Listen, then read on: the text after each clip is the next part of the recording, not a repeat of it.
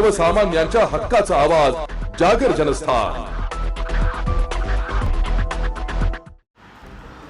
घरी कोणीच नसल्याची संधी साधत चोरट्याने धुळे शहर पोलीस स्टेशनच्या हद्दीतील जलगंगा व जलसंधारण सोसायटीमध्ये धुमाकूळ घातला असून एकाच रात्री 2 ठिकाणी घरफोड्या करत लाखोंचा ऐवज लंपास केलाय। याबाबत शहर पोलिसांनी पंचनामा करत यांचा शोध सुरू केलाय।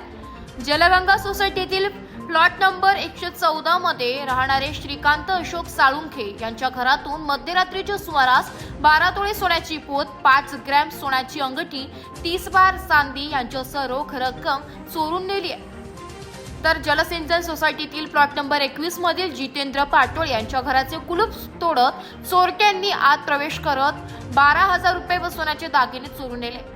या दोन्ही घटनांतील कुटुंबीय घरी आले असता त्यांना चोरी झाल्याचं समजलं। त्यांनी तात्काळ शहर पोलीस स्टेशनला संपर्क साधला आणि घटनेची माहिती दिली। शहर पोलिसांनी देखील तात्काळ घटनास्थळी पोहोचत पंचनामा सुरू करत चोरट्यांचा शोध सुरू केलाय। या दोन्ही चोरीतून लाखो रुपयांचे चोरट्यांनी चोरून नेलाय। शहर पोलीस त्याचा अधिक तपास करीत आहे।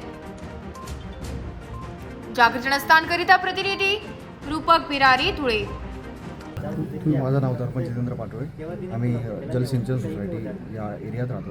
आमच्या नुकत्या ह्या एरियामध्ये काल रात्रीला 2 ठिकाणी चोरी झालेली आहे। एक माझ्या घरी आणि एक आमचेच कॉलनीमधले सदस्य गृहस्थ आहेत साळुंखे म्हणून, त्यांच्या घरी पण चोरी झालेली आहे।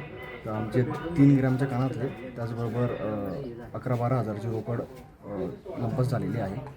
आणि साळुंखे नाना त्यांची पण जवळजवळ 13-14 ग्रॅमच्या आसपास त्यांची सोने आणि कॅश लंपास झालेली आहे।